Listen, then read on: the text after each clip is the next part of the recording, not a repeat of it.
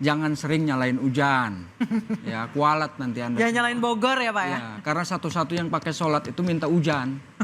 Nggak ada sholat minta panas. Secara maksimal untuk mengatasi dan minimalisir dampak dari genangan air ataupun banjir ini, sampai dini hari pun kami masih terus berupaya mengatasi genangan ataupun banjir ini.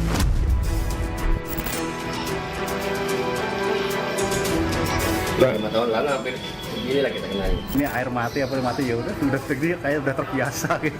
Kemarin masih ketek, lagi 2 hari, sehari 2 hari tuh ketek. Sekarang udah 3 hari ya.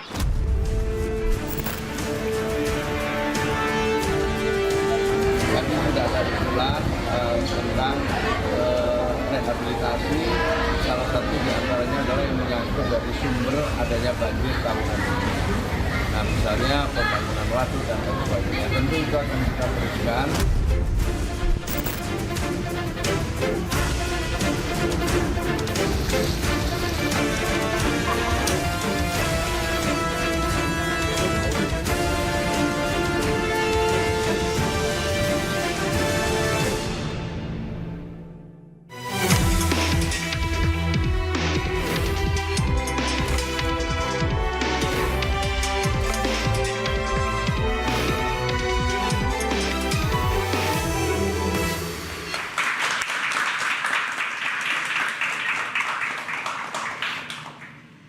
Pemirsa, banjir masih menjadi momok bagi warga Jakarta di kala musim hujan.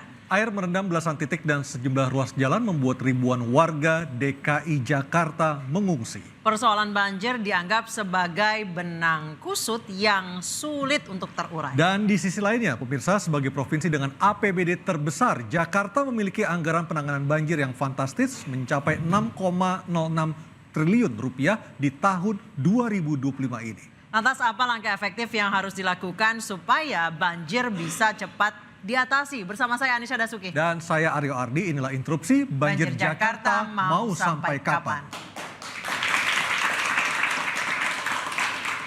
Sudah ada narasumber yang bergabung bersama kami. Saat ini masih 3, tapi nanti masih ada 2 narasumber lagi di sebelah kanan saya. Ada Ciko Hakim, Koordinator Komunikasi Tim Transisi Pramrano. Selamat malam Bang Ciko. Selamat malam Bang Ciko. Malam semua, Assalamualaikum. Dan Waalaikumsalam warahmatullahi wabarakatuh. Dan ada Pak Henry, Sekdis SDA DKI Jakarta. Selamat malam Pak Henry.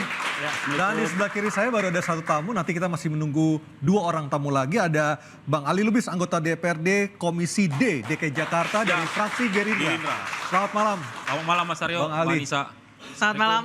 Waalaikumsalam warahmatullahi wabarakatuh. Dan di first sudah ada mahasiswa dari UPI YAI Jakarta. Selamat malam. Terima kasih sudah bergabung bersama kami.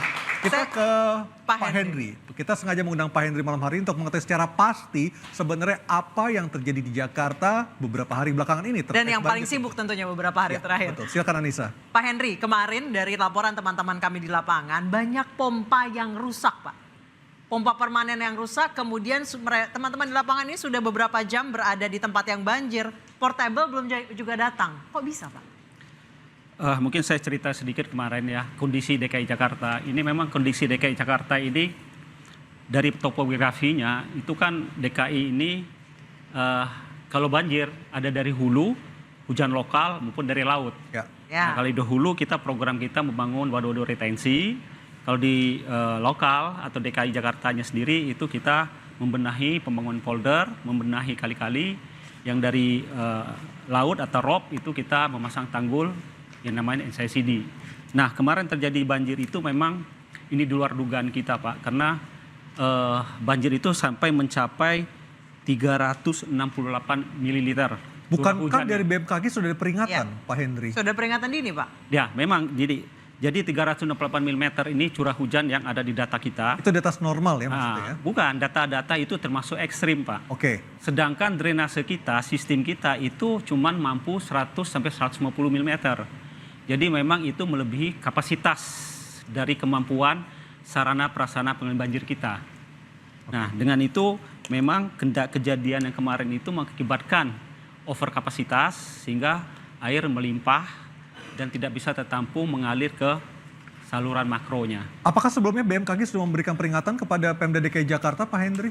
Nah, BMKG memang selalu memperingatkan, cuman kemarin itu memang BMKG memberikan peringatan tidak jauh hari karena kan namanya forecast prediksi itu kan tidak sebulan atau seminggu kemudian. Memang DKI juga kalau nggak salah bulan Januari awal atau Desember itu memang BPBD khususnya telah melakukan modifikasi cuaca, Pak. Itu Desember akhir seingat saya, Ya, jelang Desember pergantian atau tahun. Januari saya lupa. Ya, sekitar itu udah kalau nggak salah tiga kali deh. Ngadakan modifikasi cuaca tujuannya untuk curah hujan supaya tidak jatuh di DKI Jakarta. Nah, kemarin itu memang curah hujannya cukup tinggi, Pak. Ini kejadian waktu tahun 2020. 2020 pun curah hujannya sampai 377. Ya. Itu banjirnya cukup besar. Nah, sekarang terulang 368 mm. Oke, jadi artinya ada dua masalah besar. Satu dari BMKG forecast atau perakiran cuacanya terlambat. Satu lagi memang tidak ada kuota ataupun tempat penampungannya tidak bisa menampung curah hujan yang begitu ekstrim seperti itu. Jadi saya nggak bisa mengatakan BMKG terlambat, Pak. Cuman yang jelas dengan curah hujan sebesar itu kapasitas drainase kita tidak bisa menampung air sebanyak itu. Pak Henry, kejadian seperti ini bahkan lebih ekstrim terjadi di tahun 2020 karena memang di tahun 2025 ini kan laninanya lemah ya. Di 2020 itu moderat. Jadi sebenarnya lebih parah di 2020. Tidakkah Pemprov DKI belajar dari yang terjadi di tahun 2020 memang drainasenya nggak cukup, curah hujannya tinggi, sedimentasi sungai kali, kemudian rob dan lain sebagainya, dan anomali cuaca bisa terjadi kapanpun, global warming. Jadi gini, kita dalam merencanakan suatu drainase itu memang kita bisa sih mencapai drainase sampai 400, 300, nanti semua jalan jadi drainase semua. Jadi kita memang ada drainase kita yang tersedia sekarang itu antara 100 sampai 150. Nah itu yang ada. Jadi kenapa kita mengantisipasi? Kita tetap mengantisipasi, kita meningkatkan sarana dan prasarana pengendali banjir kita, Bu. Kita mengoptimalkan pompa kita, mengoptimalkan drainase saluran kita. Tapi laporan dari teman-teman kemarin katanya pompa banyak yang rusak, Pak. Kalau saya sih banyak enggak, Bu. Jadi yang jelas memang mungkin ada posisinya pompa mobil mungkin ada. Jadi kadang-kadang itu, Bu, terjadi pada saat musim hujan deras, pompa itu kan kadang-kadang ada kelemahan juga. Kelemahannya kalau sampah nyangkut berarti kan rusak. Justru pada saat titik itu sampah banyak ngalir, bisa aja nanti pompa kita rusak. Baik, sudah ada dua narasumber kami yang juga ikut bergabung. Ada Pak Mukri Friyatna, Deputi Eksternal Eksekutif Nasional Walhi.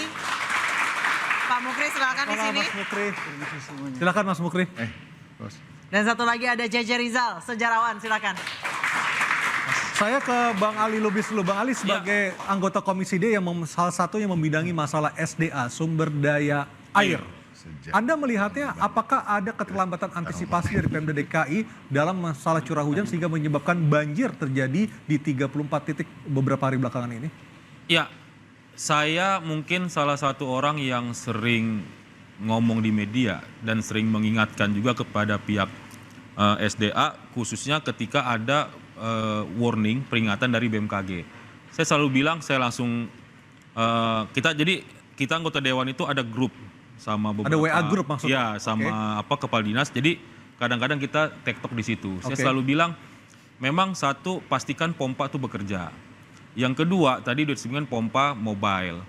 Yang ketiga, kalau daerah banjir itu kita juga menyampaikan agar toilet portable juga disiapkan. Itu kan kalau udah jadi banjir kan pasti kan susah tuh, Pak. Yang kedua, saya selalu mengingatkan juga kesiapan-kesiapan seperti ini termasuk soal PJLP-nya. Artinya petugas di lapangannya kan harus standby juga. Nah, kita selalu menyampaikan berulang-ulang itu baik di media maupun langsung. Tapi lagi-lagi memang kalau bicara banjir Jakarta kan PR, Pak ya. Artinya dari zaman dulu siapapun gubernurnya namanya banjir sama macet itu menjadi PR besar. Nah, yang menarik adalah soal banjir ini. Pertama saya kalau soal penanganan banjir saya mengapresiasi lah. Sudah cukup maksimal artinya soal penanganan banjir. Tapi sangat saya sayangkan ketika saya melihat kok tidak ada konsepnya pencegahan. Saya melihat, mohon maaf, sumber daya air itu, saya melihatnya itu kalau ada masalah baru dikerjakan. Contoh kayak penanganan banjir.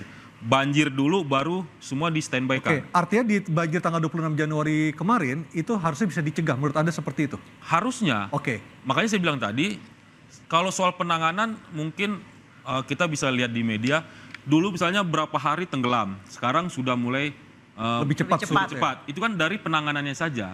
Seharusnya kalau kita bicara Jakarta, mudah-mudahan nanti saya juga ngasih pesan kepada gubernur yang baru, coba deh konsepnya itu dirubah jadi pencegahan. Pencegahan itu misalnya gini, sumber air di Jakarta kalau banjir itu kan ada 3. Tadi kalau di pesisir barat, berarti air rob, arti naik tinggian air. Laut, ya. Air laut. Kalau dia dari sungai-sungai Ciliwung segala macam, berarti kan dari Katulampa Bogor, sama curah hujan. Nah, ini kan harus ada konsepnya, Pak. Misalnya kalau di pesisir utara sering rob, apa sih bentuk pencegahannya, mitigasinya? Dan selama ini berarti Anda melihat dari gubernur ke gubernur tidak punya pelaksanaan ataupun evaluasi ataupun pencegahan yang mumpuni untuk mencegah banjir? Saya melihat lebih kepada penanganan.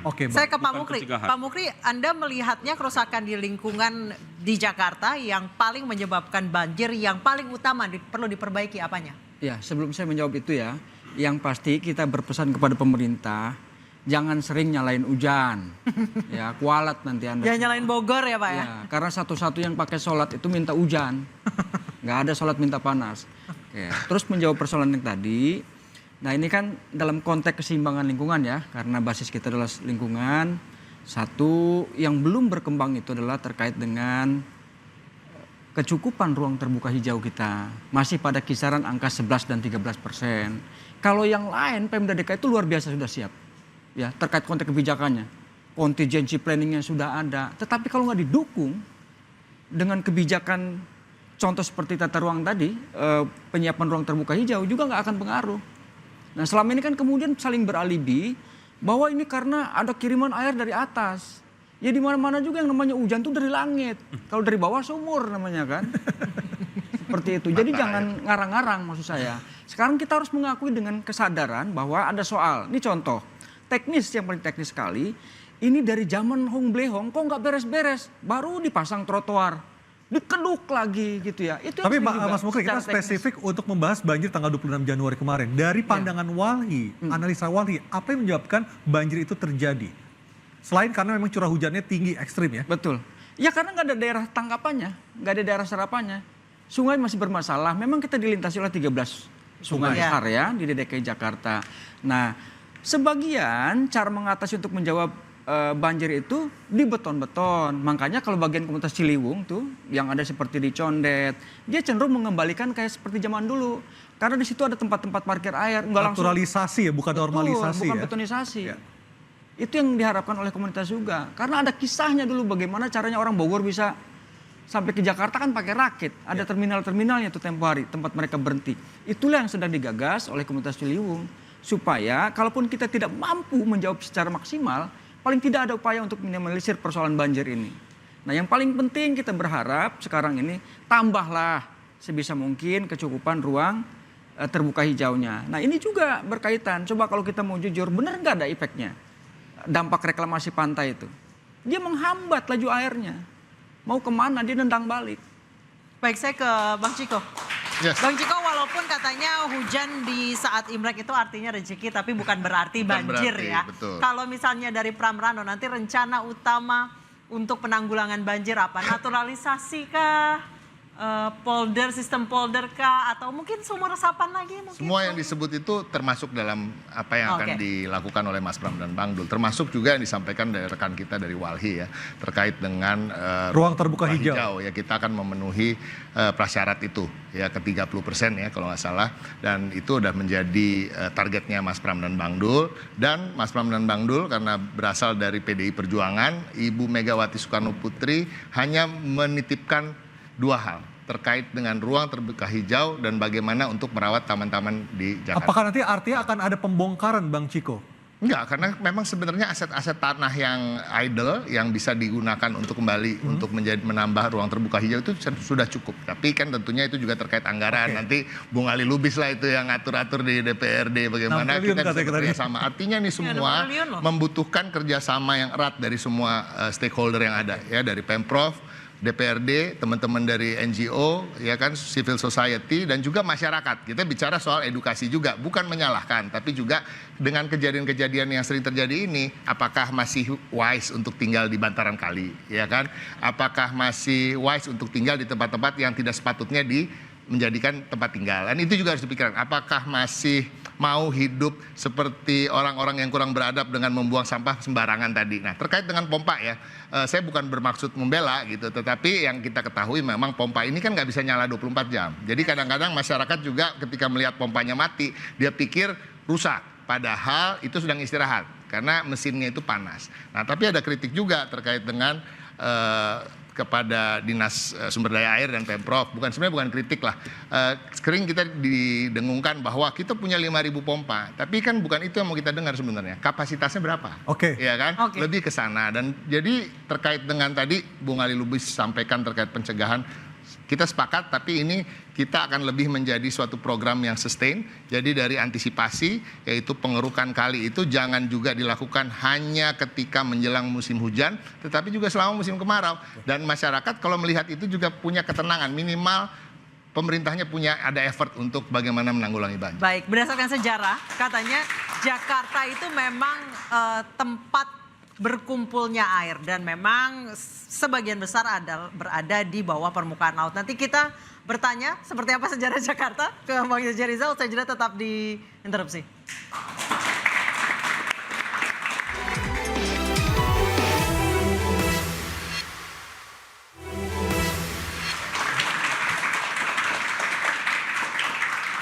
Ya, kita akan bertanya kepada Bang Jeje Rizal. Jakarta dari dulu memang sudah langganan banjir, tapi dari tahun ke tahun banjirnya tambah parah menurut saya. Meskipun di beberapa tempat sudah lebih cepat surutnya Bang Jeje. Dari pandangan Anda sebagai sejarawan ibu kota seperti apa? Ya sebenarnya Jakarta itu kota air ya. Ya. Jadi kalau kita ngeliat toponimi gitu atau nama tempat, mayoritas nama tempat di Jakarta tuh identik sama air. Atau sama sesuatu yang memberi ruang untuk air. Rawa. Berapa banyak nama pakai kata kali, berapa banyak pakai kata rawa, berapa banyak pakai kata pohon misalnya. Tapi sayangnya masyarakat kita tidak dididik untuk menghargai kali, menghargai sungai ya? Ya buat saya itu karena dalam periode yang panjang kemudian kita lupa bahwa saudara kembar Jakarta itu air. Asal usul kota Jakarta itu kan dibentuk oleh hujan tropis di masa Pleistosen 3.500 tahun. Sebelum Masehi ada hujan yang besar di selatan Jakarta mengikis punggung gunung. Dan itulah yang membawa lumpur dan menjadi sungai. Karena itu kan kalau kita buka peta, Jakarta itu banyak sungai. Ada 13 sungai ya? Jadi dari nama tempat, asal usul itu menyiratkan bahwa ke masa depan sebenarnya kalau kita mau bangun dan hidup di Jakarta itu arahnya cuma dua. Jadi kota hijau atau kota biru. Persoalan besarnya kita ini jadi kota abu-abu, aspal dan beton melulu. Kan kita jadi durhaka. Itu terjadi dari gubernur ke gubernur ya? Ya gubernur ke gubernur itu. Paling parah gubernur siapa? Loh, ini dong kita pengen tahu kan? Saya pikir hampir semua gubernur mengalami situasi yang parah ya. Karena siklus banjir sejak tahun 1893 itu sampai tahun 1950 itu siklusnya masih 5 tahunan. 5 tahunan ya. Tapi dari tahun 50 sampai tahun 80 itu siklusnya dari 2 atau 3 tahun. Tapi lagi. Setelah itu nggak ada siklusnya, bodo amat gitu. Bang Jeje. Karena dia sebagai saudara kandung kita, saudara kembar Jakarta tuh ngerasa nggak dihargain, nggak diorangin. Ruangannya tuh kebanyakan diambil sama saudaranya gitu. Bang Jeje. Kapan warga Jakarta mulai tidak menghargai keberadaan air itu? Mulai kapan? Warga Jakarta nggak menghargai air itu sejak masa kolonial. Tapi kolonialnya pergi, Belandanya pergi kan budayanya bukan berarti pergi. Budayanya tetap hidup. Nah orang Jakarta itu, orang Betawi itu punya penghargaan yang besar terhadap Ciliwung misalnya. Ciliwung itu perempuan, dianggap ibu. Ya. Dan dia diancak, dihormati. Jadi kalau pergi ke Kali Pesanggerahan ketemu Bang Idin tanya, "Bang, masih ngancak gak?" Karena di situ dianggap ruang leluhur gitu. Pohon-pohonnya, vegetasinya tuh dianggap ruang leluhur yang harus dihormati, diberi respect. Dan karena itu leluhurnya tuh ngasih nama tempat seperti saya bilang tadi, identik sama air, identik sama pohon, sesuatu yang menampung dan memberi ruang buat air. Tapi dunia kolonial dan dunia kolonial tanda petik setelah kita merdeka yang bertindak seperti pemerintah kolonial itu membawa pikiran darat gitu loh. Oke, baik. Pikiran beton begitu. Jadi bayangin ya sekarang kita ngomongin banjir itu bukan persoalan sekedar pompa ada berapa, kali dikeruk apa enggak. Persoalan yang lebih besar adalah seberapa besar kita berbagi ruang dengan saudara kita yang namanya air. Baik, saya ke Mas Mukri. Mas Mukri, dari catatan Walhi, catatan kritis Walhi, di era gubernur siapa yang paling banyak untuk mengeluarkan izin pembangunan sehingga daerah resapan air menjadi jauh berkurang? Kalau sebetulnya bisa nge-tracknya ya. Saya lupa persisnya kan nggak ngikutin si gubernur-gubernurnya nih. Tapi kita bisa cek misalnya dari tahun 97. Dulu ada yang menyebutkan biasa banjir itu 5 tahunan gitu ya. Nah yang paling terparah itu kan 2015. Saat itu banjir paling besar tuh. Yang sampai memakan korban jiwa dibandingkan dengan banjir-banjir sebelumnya. Dan tahun 97 juga. Jadi dua itu yang paling besar tuh. Oke. Nah, kita bisa bantu nih jawab ini. Silakan. Lihatnya dari master plan. Di master plan 6585 itu Ali Sadikin menetapkan ruang terbuka hijau, belum ruang birunya ya. Itu 37,5%. Di master plan 85 2005 itu di-cut. 2005. 30%. 85 sampai 2005. Ya, turun 30%. Tapi nggak pernah nyampe sejak tahun 1985 sampai 2005 sampai gini hari itu nggak pernah nyampe 10%. Oke. Ruang birunya cuma 3%. Jadi hampir 90% ruang Jakarta tuh beton. Berarti ini juga ada dua kesalahan, ada kesalahan dari eksekutif dan legislatif yang tidak mengawasi dengan baik. Iya, jadi Bagaimana menurut saya kerja dari kapasitas, kita pemimpin bicara Jakarta. kapasitas pemerintah ke pemerintah yang tidak punya pengetahuan tentang kota yang mereka pimpin. Oke. Bang Ciko, ketika nanti Mas Pram dilantik bersama Bang Rano, apa sih komitmennya untuk mengatasi banjir ini, untuk ruang terbuka hijau, bisa Anda sebutkan lagi Bang Ciko? Ya tadi, bahwa memang kita akan berupaya semaksimal mungkin untuk memenuhi target tersebut ya, walaupun tidak mudah karena sekarang jaraknya masih terlalu jauh untuk ke 30%. Terkait dengan hal-hal yang sifatnya pencegahan, ya kan, pencegahan ketika terjadi banjir dan ketika setelah terjadi banjir. Kan ini kan banyak prosesnya sekali. Jadi artinya ini adalah satu hal yang sustain dan harus dilakukan dalam setahun penuh gitu, nggak bisa berhenti gitu. Tadi bahwa cuma tidak hanya di musim penghujan atau menjelang musim hujan, pengerukan dan lain-lain. Tapi hal-hal yang terkait Jakarta ini kan juga tidak sesederhana itu.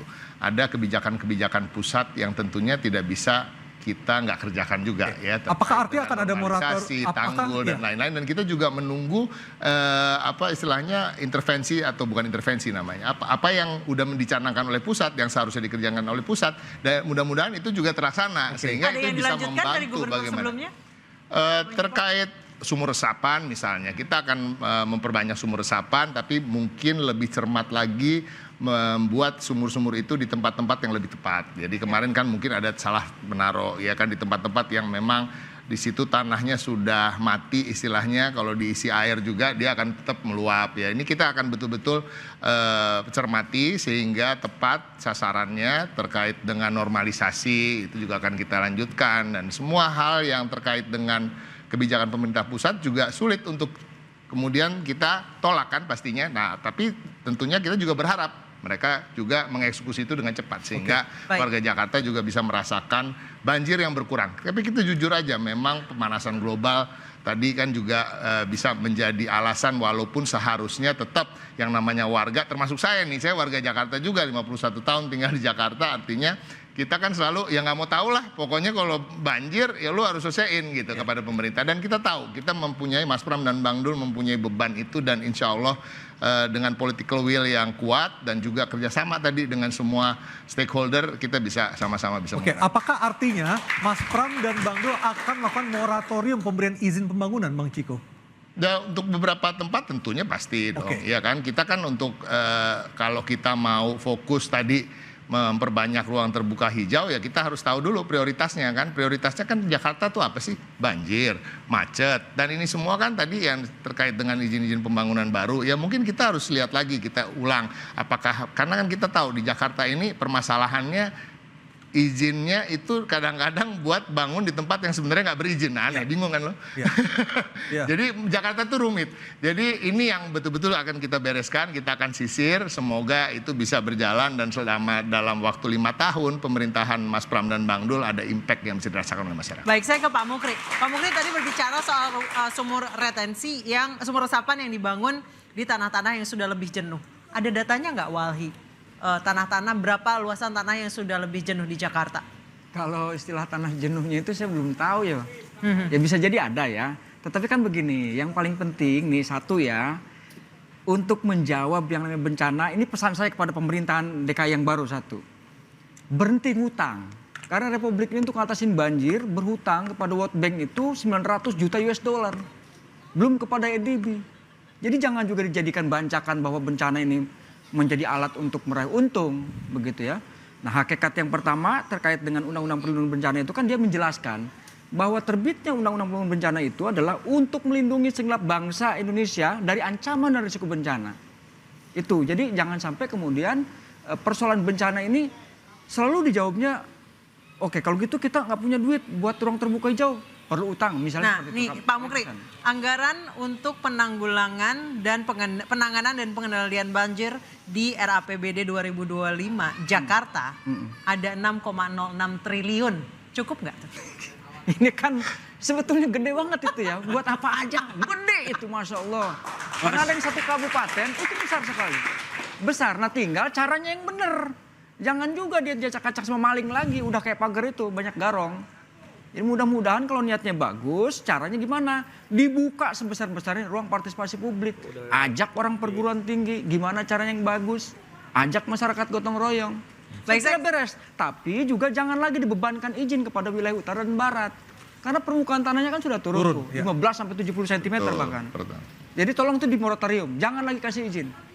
Dan juga kalau selama ini kita mendorong upaya banjir kan ada dua dah. Banjir dari air laut, hujan. Juga air hujan seperti itu.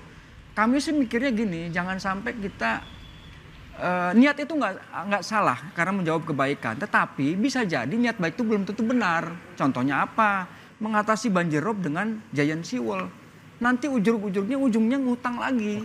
Triliunan lagi. Bisa nggak dengan metode yang alamiah? Misalnya kalau nanti kami panjang-panjang disebut reklamasi, ya udah pasang aja kayak bronjong, karung ya secara teknis dipasang. Apa yang cocok misalnya? Ya entah bako, entah apisena, entah kemudian di Jepura. Kita bahas paling lagi mungkin lebih dalam gampang ditanam di lokasi pesisir Jakarta. Baik, nanti saya akan bertanya lebih dalam lagi ke Pak Henry juga terkait anggaran 6,06 triliun rupiah yang mungkin hanya terpakai 3 bulan ya, karena musim hujan dan puncak musim hujan itu hanya Desember, Januari, Februari. Kita akan bahas saja, tetap diinterupsi.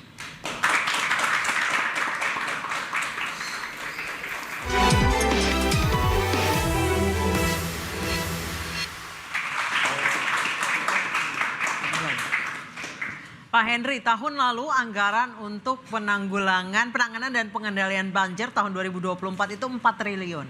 Tahun ini naik jadi 6 triliun. Uang sebanyak itu sebenarnya buat apa sih, Pak? Baik, terima kasih.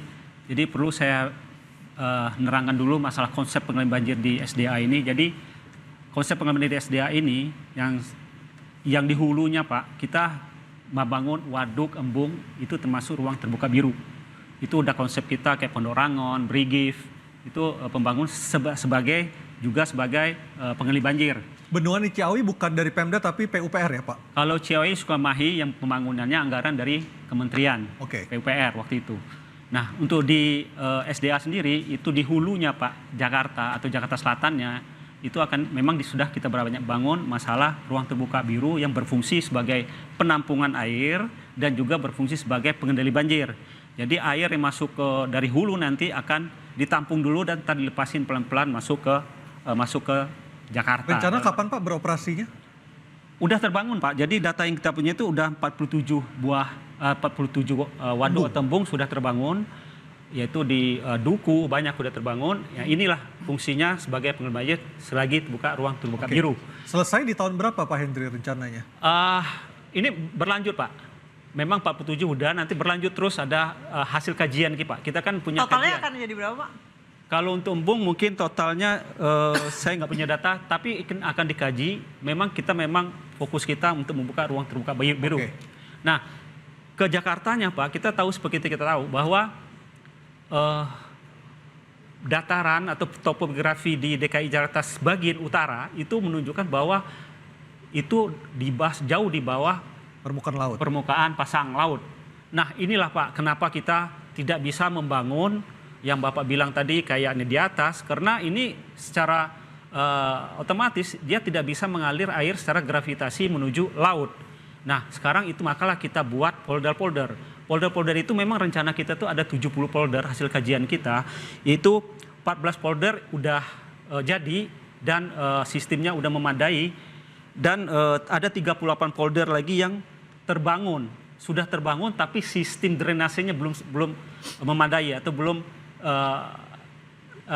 sesuai dengan rencana kita. Kenapa? Nah inilah yang sebagian yang mengakibatkan adanya polder udah ada, pompanya udah ada, kok masih banjir. Nah drainase yang mau masuk ke pompa menuju pompalnya ini yang belum secara teknis belum sesuai dengan perencanaan. Apakah anggarannya saat ini cukup Pak? Kalau cukup, sedangkan gini, untuk 18 polder itu belum terbangun Pak. Memang untuk anggaran untuk bangun polder itu memang saya rasa belum cukup Pak. Karena ada pembebasan lahan juga. Karena ada. Nah itu tadi ada pembebasan lahan, ada. Makanya ditambah 2 triliun lagi. Oke, ya, mungkin tiap tahun itu akan kita jalankan. Belum lagi normalisasi kali kita ada 13 kali. Jakarta ini memang agak unik Pak. Oke, Semarang masuk 13 kali Pak di Jakarta. Tidak cukup tuh 6 triliun katanya. Nambah lagi Bang? Ya, kalau soal anggaran saya pikir kalau bicara kurang memang pasti selalu kurang. Kalau maunya banyak. Tapi untuk tahun 2025 saya luruskan ke Pak Sekdis, rencananya itu akan dibangun sekitar, ini saya ada data dari Dinas SDA itu 1, 2, 3, ada 4 waduk dan 8 embung. Ini yang kita bahas. Itu bisa di-cover dengan angka 6,06. Justru ini yang sudah dianggarkan. Ini yang rencana. Satu embungnya berapa Bang? Ya? Satu embungnya berapa? Kalau satu embungnya beda-beda. Kan terkait lahannya juga. Artinya untuk menuju tadi yang disampaikan Bang JJ Rizal, untuk menampung air, kalau saya lihat dari pembahasan kita kemarin udah ada ke sana arahnya. Cuman kan yang menjadi menarik, kalau bicara anggaran tadi, sebetulnya bukan bicara anggaran juga ya. Saya sepakat dengan Bung JJ Rizal kalau bicara sejarah. Cuman yang jadi persoalan kompleks Jakarta Mbak, Jakarta iya kota air. Tapi jangan lupa, Jakarta ini yang menjadi persoalan adalah karena dia ibu kota. Kalau kita mau pikir-pikir, kenapa? Karena Jakarta itu ibu kota. Sekarang kan daerah khusus Jakarta kan? Iya, makanya udah dihapus. Makanya saya sampaikan dulu, kita kan bicara ke belakang dulu nih, terkait dengan sejarah. Jakarta menjadi ibu kota. Artinya ibu kota ini menjadi Jakarta adalah kota mimpi. Ketika di sini ada kota mimpi, maka terjadilah urbanisasi, Bang. Orang berbondong-bondong dari desa ke kota. Kenapa? Mereka beranggapan kalau gua ke Jakarta, gua bisa menggapai mimpi gua nih. Mimpi saya nih. Nah, kaitannya ke lahan hijau. Dengan numpuknya orang ke Jakarta, kan perlu tempat tinggal nih Bang. Saat ini mungkin ada data, kalau siang warga Jakarta itu jumlahnya sekian puluh juta. Malam jumlahnya sekian puluh juta lagi. Artinya apa? Ini kan orang-orang kan hidup. Perlu tempat tinggal. Ini menjadi kompleks kayak kata Bang Ciko tadi. Kalau saya dengar kedua belah pihak, ini benar kota air Jakarta.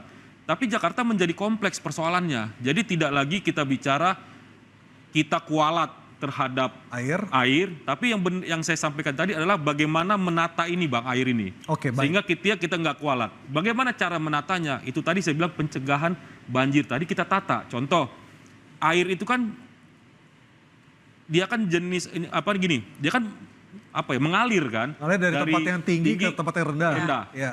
Kita kenapa nggak kita bangun di Jakarta ini aliran air ini yang rapi? Misalnya di pemukiman warga, mohon maaf Pak Sekdis, itu banyak got-got itu yang memang udah tersumbat. Maksud saya ke depan ini coba kita pikirkan, kayak saya bilang tadi konsepnya pencegahan, ini kita rapiin dulu. Jadi ketika pun ada hujan, alirannya jelas, dia nggak bakal masuk ke ke pemukiman. Baik, saya ke Bang Mukri dulu. Bang Mukri, tadi apakah konsep embung di berbagai tempat di sekitar Jakarta itu bisa mengatasi ancaman banjir di Jakarta? Efektif atau enggak? Ya kan prinsipnya dia pengen menampung air hujan kalau berlebih ya. Kalau kurang juga nggak ada manfaatnya. Contoh seperti... Tapi kalau embungnya nanti luber juga ya percuma juga. Ya karena makanya tadi Pak Sekdis ya menyampaikan akan bertahap. Nah ini yang paling penting, kalau misalnya kita sering menyebut karena wilayah hulu gitu ya, itu jadi soal, ya periksa aja contoh di Ciawi, di desa Cibedug. Ya gimana nggak mau kemudian dia gampang airnya turun ke bawah, isinya alang-alang semua. Ini yang Sukamahi? Bukan, yang di Bogor. Yang Cibedug? Ya, desa Cibedug, kecamatan Ciawi, yang sekarang dibangun embung oleh... Pak Mukri sudah pernah ke sana? Sudah, saya periksa. Tahun kapan? Tahun berapa? Baru 2024 ini. Apa yang Bapak temukan di sana? Jadi sungai aja kering, Ciawi itu nggak ada air. Yang ada air saya temukan itu yang memang di pinggir-pinggir kanan kiri sungai itu yang ada bambunya. Yang tidak ada blas, cuma batu semua. Itu satu. Yang kedua di daratannya itu kan mestinya pohon rimbun. Ini nggak ada alang-alang. Dan itu cilakanya pemiliknya orang-orang gede, orang Jakarta. Seperti itu. Itu datanya valid ya Pak Mukri? Ya? Datanya valid pemiliknya orang-orang pembesar di Jakarta? Iya betul. Bisa saya unjukin lah kalau misalnya pengen tahu, ayo ikut saya. Daripada saya ngarang-ngarang apalagi bohong. Gara-gara kan. apa Pak Mukri? Kenapa? Gara-gara apa Pak Mukri? Ya karena ini cuma mengapling-apling tanah. Mestinya kan kalaupun dia nggak segera dipakai ya udah ditanemin pohon apa kek. Jadi percuma kita, bukan percuma maksudnya ya. Mubazir, membuat dengan biaya yang lebih besar seperti apa, waduk-waduk. Tapi lingkungan hidup yang lainnya nggak pernah ditata. Alang-alang dibiarin. Mestinya ini yang masuk dalam kategori tanah terlantar. Ketika seperti itu negara ambil alih. Ya artinya Jakarta ini banjirnya tidak hanya bisa diselesaikan oleh Gubernur DKI Jakarta saja, tapi juga perlu kerjasama dengan gubernur-gubernur provinsi tetangga seperti Jawa Barat misalnya. Betul, jadi stakeholders yang tadi lupa mungkin saya sebutkan ya itu tadi Jabodetabek ya kan. Kita lihat juga saudara-saudara kita di Tangerang ini kan juga terdampak banjir luar biasa kemarin pas Imlek ini. Jadi memang kita beruntung juga bahwa ada Mas Pram yang memang punya keahlian komunikasi yang ulung dan juga punya hubungan-hubungan baik dengan semua elit-elit sehingga nanti rasa-rasanya akan lebih mulus terkait dengan komunikasi ya kan, saling bagaimana berkoordinasi dan mudah-mudahan dan seperti acara-acara seperti ini justru memperkaya kami di tim transisi untuk kemudian bisa memberikan masukan-masukan yang lebih jauh lagi, lebih komprehensif lagi sehingga nanti ketika Mas Pram dan Bang Dul memimpin akan banyak hal-hal yang akan menjadi konsideran terkait apa-apa yang akan dikerjakan. Baik, saya ke Bang Jeje Rizal. Bang Jeje Rizal, kalau misalnya kita lihat tadi Bang Jeje bilang bahwa konsep tidak berteman dengan air itu di bawah kolonial. Kalau kita lihat di Belanda justru semua rumahnya menghadap ke air. Di Indonesia malah membelakangi air. Itu konsep itu dirusak sih. Ya, yang di Belanda sama orang Belanda yang kesini tuh beda. Jadi itu produk kolonial justru yang ubah. Karena di Indonesia karena Indonesia dijajah perusahaan ya, bukan dijajah negara ya Bang. Saya mau ngomong bahwa gini, contoh bagaimana sikap ekstrim ya. Jadi kan kalau kita ngomongin banjir, kita sering ngomongin hujan yang ekstrim. Nah, saya mau ngomong bukan hujannya yang harus dibilang ekstrim, tapi tindakan untuk menangani masalah air yang harus ekstrim. yes. Ini saya kasih contoh tahun 1932, itu Husni Tamrin, Muhammad Husni Tamrin ya. Itu datang ke kampung Pekambangan. Kemudian di kampung Pekambangan itu, dia tanya asal usul nama kampung ini dari apa? Karena seringnya banjir. Jadi itu kampung ngambang terus. Karena itu dinamain Pekambangan. Lalu dia cek lah apa yang menyebabkan itu kampung berkait dengan banjir terus menerus. Rupanya ada perubahan tata guna lahan di selatan Jakarta yang menurut Tuli Hiting tahun 30-an harusnya menjadi green belt itu dibabat jadi perkebunan teh. Tamrin bicara di Foxtrot, Tamrin bicara di Kemente agar perkebunan teh bertanggung jawab. Dia harus membayar pajak sampai 30% karena bencana yang diakibatkan oleh di perkebunan teh ini. Jadi menurut saya harus ada sikap ekstrim dari pemerintah. Ya harus punya keberanian ekstrim. Jadi persoalannya menurut saya bukan persoalan dana aja. Termasuk pejabat yang merusak lingkungan itu juga harus dihukum ya? Ya pejabat yang melindungi pelanggaran tata ruang. Jadi yang harus diaudit itu bukan yang tinggal di pinggir kali. Itu nocon, itu pengecut menurut saya. Tapi pejabat ya karena dia yang buat kebijakan.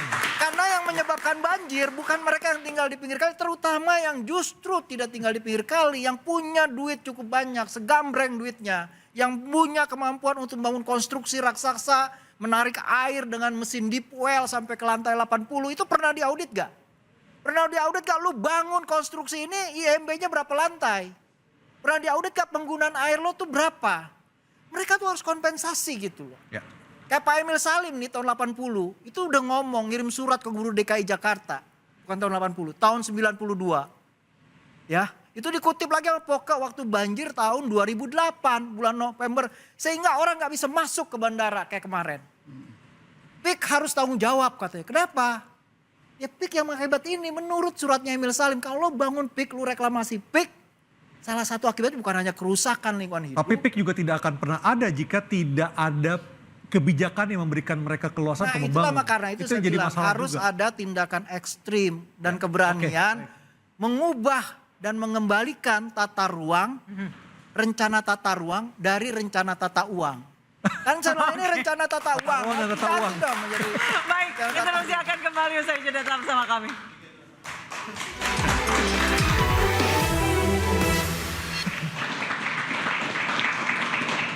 Bang Ali, tadi kita berbicara ada tata ruang dan tata uang. Nah ini gimana nih anggota Dewan mengawasi supaya benar-benar kebijakan ini pro masyarakat sehingga kita bisa terbebas dari banjir di ibu kota, di Jakarta sorry.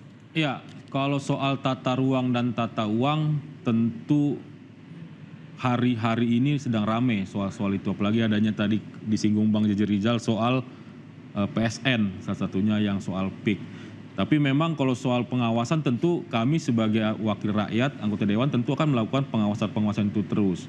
Nah, berhubung yang dipersoalkan kemarin adanya di tetangga sebelah provinsi yaitu Banten ya Bang Jeje, soal yang tadi soal bandara dan kan sudah terjadi. Artinya paling sekarang kita mengawasinya agar hal-hal yang sudah pernah dilakukan itu tidak terjadi lagi. Itu saja, itu soal pengawasan. Nah, saya sedikit menyinggung atau menambah sedikit soal tadi kerjasama. Jadi buat Bang Ciko ke depan saya juga agar kolaborasi atau kerjasama itu juga dengan pemerintah pusat. Kenapa? Dalam penanganan banjir Jakarta ini tadi dijelaskan Jakarta kan dikelilingi 13 sungai. Saya baru tahu 13 sungai itu adalah kewenangannya pemerintah pusat ya Pak ya? Dalam mengelolanya. Artinya ini perlu juga. Jadi berkolaborasi kerjasama dengan baik dengan pemerintah pusat komunikasi tersebut. Nah, yang kedua kalau kami dari sisi DPR tentu kami akan tunggu nih ide-ide besar dari gubernur wakil gubernur yang baru. Kalau memang bagus dan masuk akal tentu kita akan dukung, khususnya dari segi anggarannya. Baik. Pak Henry, salah satu kerjasama yang penting adalah dengan kepala daerah di wilayah aglomerasi. Selama ini kenapa sih nggak kejadian-kejadian? Kesulitannya di mana sih Pak? Kerjasama dengan pemerintah pusat, Pak. Dengan provinsi-provinsi lain, dengan wali kota, dengan bupati di Bodetabek. Kesulitannya di mana sih Pak? Sebenarnya sih kita sudah ada kerjasama. Cuman kita Sodetan memang Ciliwung, Sodetan Cisadane sampai sekarang aja kayak memang sebenarnya itu tadi ada 13 sungai tadi itu memang kewenangannya pemerintah pusat. Kita sekarang kayak tahun kemarin kita berdulu Kementerian PUPR itu memang kita kolaborasi sama dia akan membenahi atau Kali Ciliwung pembebasan lahannya sama kita, Bu. Mestinya karena sudah nggak jadi. Nah, jadi pembebasan kita koordinasi, kami membebaskan memasang tanggul di Kali Ciliwung lokasi A, kami yang lakukan pembebasan. Berarti tidak ada masalah dengan komunikasi dengan kepala daerah wilayah aglomerasi? Nggak ada masalah Pak. Jadi memang selama ini kita lakukan di Ciliwung itu, kita lakukan pembebasan lahannya. Nanti setelah kita lakukan pembebasan lahanan, mereka masuk Bu. Kementerian PUPR masuk untuk masang tanggul untuk satu sipel gitu. Itu memang sudah koordinasi dari beberapa tahun yang lalu, memang selalu kayak gitu. Berarti sekarang setelah koordinasi lancar, berarti kayak sodetan-sodetan gitu akan jadi Pak? Ya kalau sodetan udah jadi kan, Ciliwung ke BKT udah jadi. Nah itu koordinasi juga. Nah semuanya itu kan kita sama kementerian itu khususnya Balai Besar Ciliwung Cisadane itu selalu kita koordinasi. Apalagi dalam pembangunan yang sifatnya ada pembebasan pasti kita yang bebasin. Karena anggaran dari APBD. Berarti tidak ada masalah ya selama ini? Benar nggak ada masalah Bu. Baik, saya ke Bang Ciko. Bang Ciko untuk penanganan dan pengendalian banjir yang pertama kali akan dilakukan di 2025 ini. Yang pertama tentunya kita Berarti harus nanti setelah pelantikan udah beres sebenarnya musim hujan ya. Udah beres. Belum, tadi kebetulan saya juga ada di acara serupa seperti ini di televisi berbicara ada dari BPBD, Akhir Februari, dari BMKG. Kita bicara dengan teman dari BMKG ini sebenarnya kita harus antisipasi banjir, curah hujan yang mungkin bisa lebih tinggi lagi daripada yang kemarin. Tetapi pada prinsipnya Mas Pram dan Bang Dul ini kan pemerintahan yang baru dan tentunya yang utama sebelum mengambil keputusan-keputusan yang tepat tentunya harus melakukan survei ya, jadi kunjungan-kunjungan tentunya ke Waduk Ria Rio yang selama ini kita rasakan harusnya bisa membantu menanggulangi di utara dan barat Jakarta. Kita bicara soal kunjungan ke Ciliwung, nanti juga berbicara tentunya dengan komunitas-komunitas yang berada di sana dan masukan-masukan seperti inilah yang kita akan lakukan dulu. Jadi kita nggak mau muluk-muluk, oh kita akan melakukan ini A, B, C, D, E, F, G tanpa Mas Pram dan Bang Dul melihat dengan mata kepala sendiri apa yang bisa dilakukan di daerah tersebut. Mas Mukri dari Sama dikit. Sedikit saja. Saya mau nantang Mas Pram dan Bang Dul ke depan konsep mengatasi banjir ini bukan lagi kepada penanganan tapi pencegahan. Karena kan selama ini tadi sudah sampaikan lebih kepada penanganan nih. Jadi saya mau tantang apakah ada ide-ide besar itu terkait pencegahan. Berarti dengan 6T harus bisa pencegahan gitu? Harusnya, karena anggaran 6T ini cukup untuk pencegahan. Artinya untuk sementara ini apabila mau dilakukan pencegahan masih cukup. Baik, silakan Walhi, Mas Mukri. Ya, buat kami banjir ini beda terminologi ya. Banjir itu kalau Walhi menyebutnya bencana ekologis. Kenapa? Yang disebabkan oleh manusia. Ya, jadi sebabnya itu sederhana sebetulnya. Kenapa terjadi bencana ekologis? Dua aja faktornya. Karena ketidakadilan dan gagalnya sistem pengurusan alam. Ketidakadilan dimaksud itu bukan semata-mata membangun tuh ngurusin orang. Manusia butuh rumah, air juga butuh tempat. Contohnya apa? Biarkan situ itu jangan diuruk. Rawa itu jangan diubah fungsinya. Nah ketika sekarang terjadi masalah, kan perlu biaya gede tuh bikin embung. Harga tanahnya mahal dan seterusnya. Sistemnya bagaimana? Ya sistemnya ini dibangunlah pola gotong royong gitu ya. Jangan kemauan kita sendiri. Contoh buat untuk Ciliwung, jangan juga dipaksakan harus dibetonisasi. Kalau rakyatnya berdasarkan pengalaman pengetahuan lebih cocok untuk menjaga mengatasi banjir dengan cara naturalisasi, kenapa tidak? Seperti itu. Jadi berharap pemerintah DKI ke depan itu ya ikutin apa yang diharapkan oleh masyarakat. Baik, saya tidak ada pertanyaan ke Bang Jeje Rizal, tapi saya ingin Bang Jeje singkat saja mungkin hanya 1 menit gambarkan persahabatan antara Jakarta dan air sebelum dirusak, sebelum semuanya rusak seperti saat ini. Ya, Jakarta sama air itu seperti saya katakan, dia itu saudara kembar, dia lahir dari rahim yang sama. Hujan tropis yang mengikis punggung gunung di selatan Jakarta. Dan hujannya sekarang yang melahirkan itu karena climate change, perubahan iklim itu semakin ekstrim. Ya karena itu kita perlu tindakan yang ekstrim juga. Bukan hujan yang disalahkan, tapi tindakan yang lebih ekstrim yang harus kita ambil. Keberanian yang lebih lebih besar, penanganan yang lebih serius yang nggak ngomongin banjir saat musim hujan. Harus setiap hari ngomongin banjir karena dalam periode yang panjang kita sudah mengalami persoalan banjir gitu. Persoalannya menurut saya ya kita perlu dana yang besar. Buat saya 6 triliun itu bukan dana yang besar untuk menangani banjir. Ya karena kita bicara sebuah proyek yang sifatnya jangka panjang dan tidak bisa selesai tapi pekerjaan yang terus menerus. Dan menurut saya juga kita perlu mengorientasikan pemerintah untuk bertindak ekstrim. Begitu juga warga untuk bertindak ekstrim bersama-sama menuju kota hijau atau kota biru. Pilihannya nggak lain kecuali mampus kalau ngambil itu. Baik, itu mimpi kita semua supaya Jakarta dan kita semua bisa hidup berdampingan dengan air. Dan banjir tidak lagi jadi momok bagi warga Jakarta. Terima kasih kepada para narasumber, terima kasih juga teman-teman para mahasiswa dari UPYI. Saya Anissa Dasuki. Dan saya Aryo Ardi, selamat malam dan sampai jumpa.